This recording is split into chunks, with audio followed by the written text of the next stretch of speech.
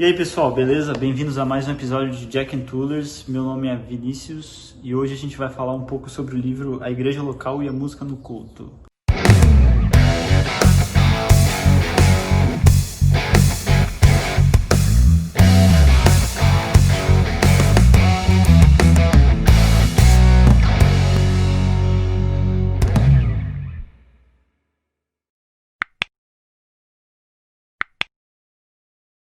Esse livro, ele trata de como Calvino lidou com o canto congregacional nas igrejas onde ele pastoreava, principalmente em Estrasburgo e Genebra. Foi uma pesquisa feita ao longo de 5 anos por Felipe Fontes e seu amigo João Almeida. Calvino nasceu em 1509 na cidade de Noyon, França, mais ou menos uns 80 quilômetros de Paris.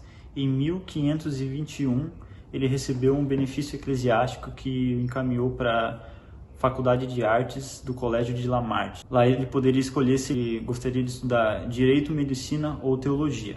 Mas antes, o estudante ele iniciava primeiro ao Trivium, que era o estudo de gramática, retórica e lógica, e depois ao Quadrivium, que era aritmética, geometria, astronomia e música. Ao final desses estudos, ele era submetido a um exame de mestrado. Caso ele passasse, aí ele receberia o título de mestre em humanidades. Aí só então ele poderia escolher se ele ia estudar medicina, direito ou teologia. Então, sabendo um pouco disso, vamos para o livro. Esse livro ele tem bastante informação, ele não é cansativo de ler, então eu pensei por onde eu ia começar, né? Vou começar pela parte legal? Não, se eu fosse começar pela parte legal, eu ia ler o livro inteiro, porque realmente não é uma leitura cansativa, apesar de ser um livro acadêmico, né, de nível acadêmico, não é cansativo. Então, eu parti do ponto onde Martinho Bucero, ele soube que Calvino foi expulso de Genebra. E por que ele foi expulso? Ele foi expulso porque consideraram que o código litúrgico dos cultos dele era muito rígido, né?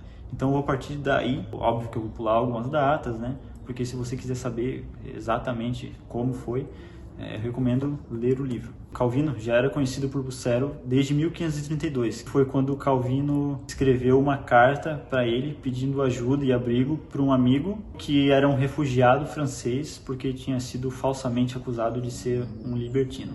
Eles começaram a se conhecer por cartas. Aí quando eles se encontraram, Martinho convidou Calvino para pastorear algumas igrejas de refugiados franceses, né? Aí Calvino ele não quis, né? De início, ele relutou muito e depois de muita insistência, ele finalmente aceitou, né? Já nos primeiros dias em Estrasburgo, Calvino conheceu as catedrais e os salmos em alemão. Por conta disso, ele já tratou de adaptar as melodias e as letras para o francês. Falando um pouco de Martinho Bucero, ele e os outros reformadores fizeram muitas objeções, porque na época a maioria, né, dos salmos e dos cantos, né, no geral, eram em latim.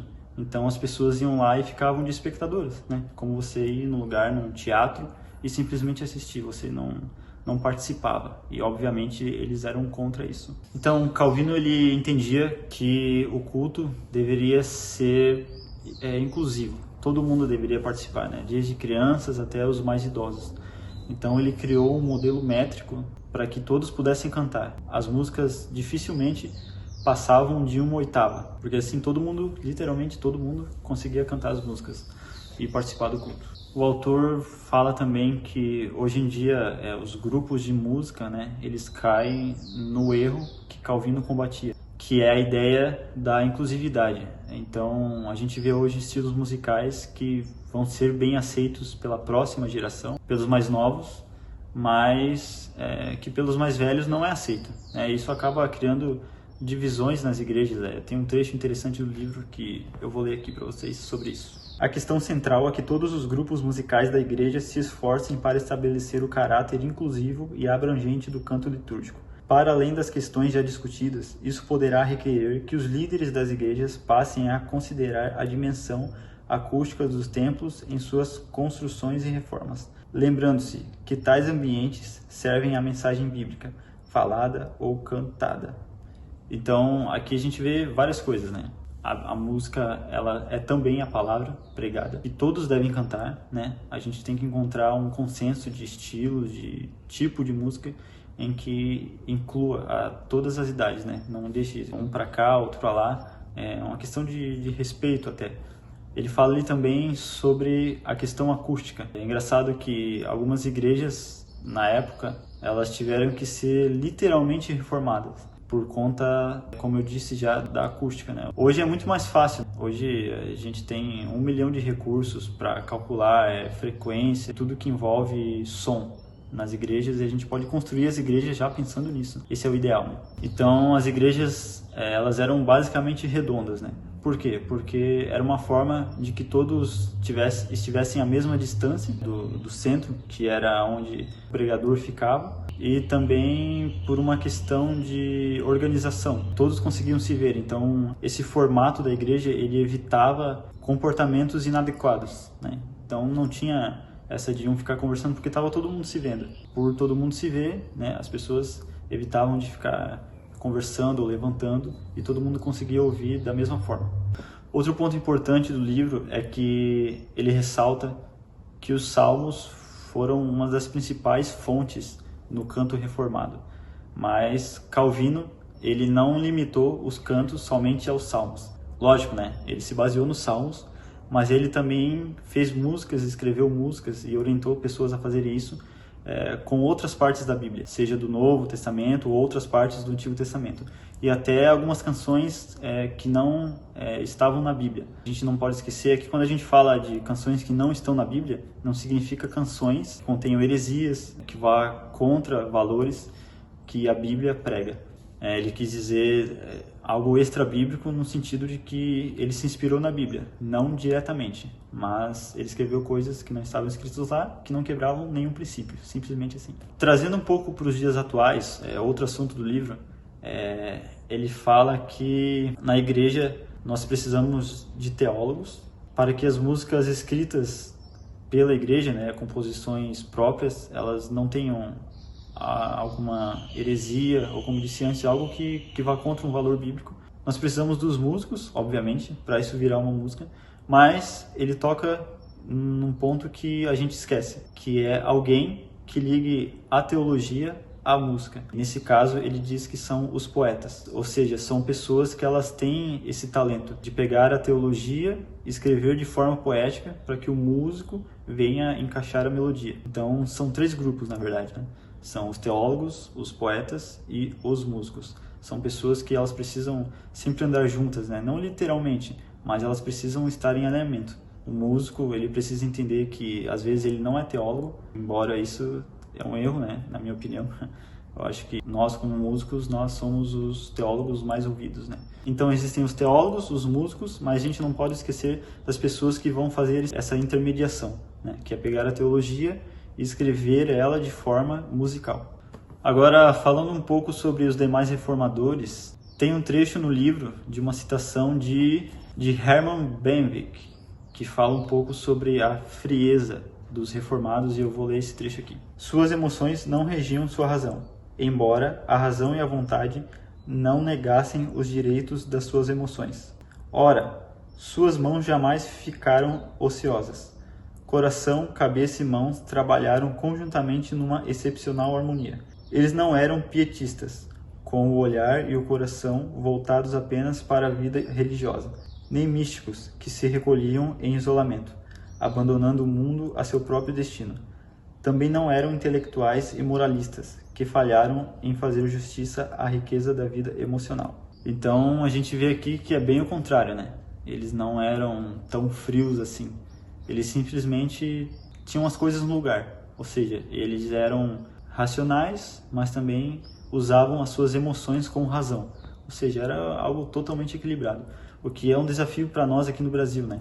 Já que a gente tem uma cultura emocionalista, né? É um culto às emoções, basicamente. Então, o que a gente vê hoje são os repertórios dos cultos escolhidos, basicamente pensando em como as pessoas vão se sentir. Se elas vão sair vitoriosas, né, com o sentimento de serem vitoriosas do culto, se aquilo vai agradar, se aquilo não vai fazer aquela pessoa, de repente, se sentir ofendida, né, pelo evangelho. E não deve ser assim, né? A gente tem que escolher as músicas com o intuito de adorar a Deus, né? É para a glória de Deus, não é para a glória das pessoas. Se as pessoas forem ou não, aí quem atrai é Deus, né? Deus, ele vai levar as pessoas para um lugar que prega o evangelho verdadeiro. Ele não vai levar suas ovelhas para um lugar que é pregado um falso evangelho. E o que tem a ver isso com pregação? Tem a ver que a música, ela é uma pregação também. A gente prega quando canta. Porque basicamente, quando a gente canta, a gente está falando da palavra. Ai, não, Vini, não acho que a gente está falando da palavra. Então, se a gente não está falando da palavra, a gente não deveria estar cantando, a gente está fazendo errado. E já partindo um pouco nesse assunto de emoções, tem outro trecho que eu vou ler aqui. Concordamos que a batalha pela pureza do culto é muito importante, mas é preciso questionar o quanto suprimimos do culto na tentativa de evitar a associação com o clima emocionalista idólatra dos cultos atuais. Manifestações físicas e afetivas perfeitamente bíblicas, que foram reconhecidas e utilizadas pela tradição. Como reformados, precisamos recobrar uma inteligência cristã, capaz de sentir e desejar após entender o que Deus diz. Então ele fala aqui sobre uma idolatria ao emocional. Existem coisas que a gente faz que estão na Bíblia, mas a gente acaba adorando aquilo que a Bíblia permite fazer. Então, não, isso não é o correto. A Bíblia permite a gente fazer algumas coisas para que a gente, dessa forma, adore a Deus. Nós temos que usar essas coisas para adorar a Deus e não adorar as coisas que são utilizadas, como as emoções, por exemplo, né? ou levantar as mãos, ou qualquer coisa do tipo. Outra função muito importante que Calvino dava à música era a função de memorização da palavra. Como eu já disse aqui no vídeo antes, as músicas devem ser embasadas na Bíblia, na palavra. A música também é uma pregação. Então, Calvino, sabendo disso, ele recomendava, né, aos seus discípulos, né, as pessoas que ele pastoreava, que eles cantassem as músicas também em outros momentos da vida. No trabalho, na rua, em qualquer outro lugar. Por quê? Porque as músicas que ele escrevia eram baseadas 100% na Bíblia. Então, quando elas cantavam, elas memorizavam a Bíblia de uma forma mais fácil. E aí se cumpre até aquele salmo, né? Guardei a tua palavra no meu coração para não pecar contra ti. Então, olha só quanta coisa a gente precisa mudar, né? Hoje em dia a gente vê as músicas totalmente emocionais, né? Muitas não são embasadas na Bíblia, muitas são embasadas no falso evangelho. E aí a pessoa fica cantando aquilo, fica cantando o dia todo e ela vai gravar o quê? Vai gravar um falso evangelho. Isso não é correto. Por isso que a gente precisa reformar a música, de certa forma. Então, falando meio que resumindo o que Calvino fez nessa época, ele defendeu que todos deveriam cantar músicas segundo a Bíblia com entendimento e afetos a Deus.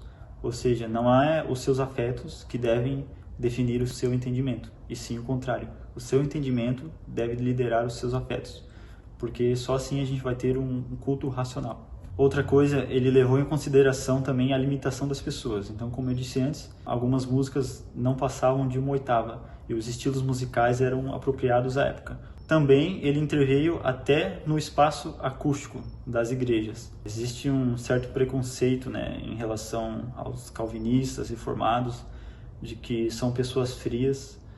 E olha, sinceramente, eu queria, né, se Calvino foi frio e fez tudo isso, né, pastoreou pessoas que foram perseguidas. Na época já existia perseguição à igreja. Tem um relato, inclusive, que eu me emocionei quando eu li, que é esse aqui. Aos domingos, cantamos algum salmo de Davi, ou outra oração extraída do Novo Testamento. Aquele salmo ou oração se canta por toda a Assembleia, tanto homens quanto mulheres, com um belo acordo, algo bonito de presenciar. Você deve imaginar cada um tendo o inário em sua mão, daí porque eles não perdem o contato entre si. Nunca pensei que pudesse ser tão agradável e delicioso como é. Inicialmente, por 5 ou 6 dias, enquanto olhava esse pequeno grupo daqueles expulsos de seu país por haverem defendido a honra a Deus e seu evangelho, eu comecei a chorar. Não ao ponto de tristeza, mas de alegria por ouvi-los cantar de bom grado. E, quando cantavam, rendiam graças ao Senhor, que se agradou em colocá-los num lugar onde seu nome é honrado e glorificado. Jamais uma criatura poderia crer na alegria experimentada por alguém em cantar os louvores e maravilhas do seu Senhor em língua materna, como alguém os canta aqui. Então, aqui a gente vê um relato que foi encontrado de um refugiado, que, né, basicamente, ele diz aqui que onde ele estava ele era perseguido e ele foi para um lugar onde ele cria que Deus o colocou lá, e ele se emocionou, né? porque da onde ele vinha isso não existia. Em muitas igrejas isso não existia. Então a gente precisa dar mais valor ao que foi feito, aos pais da igreja. Porque hoje, como eu ouvi de um amigo, a gente basicamente se apoia em ombros de gigantes. A gente lê coisas escritas no século IV que hoje a maioria das pessoas não tem capacidade de pensar, né? São pessoas que morreram cedo. Calvino não morreu velho, ele morreu cedo, porque ele tinha várias doenças, e a gente vê vários outros reformadores com problemas psicológicos, problemas físicos. Por quê? Porque eles deram a vida deles por isso. A gente precisa olhar com um pouco mais de carinho, seja você reformado ou não, a gente precisa olhar com um pouco mais de carinho para o trabalho que eles tiveram. Então é isso aí. Não esquece de compartilhar esse vídeo com seus amigos que são músicos, que lideram de repente o departamento de música da sua igreja. Manda para os seus pastores, dá um like aí e comenta aí o que você achou, o que você concorda ou não concorda, e fique com Deus. Valeu!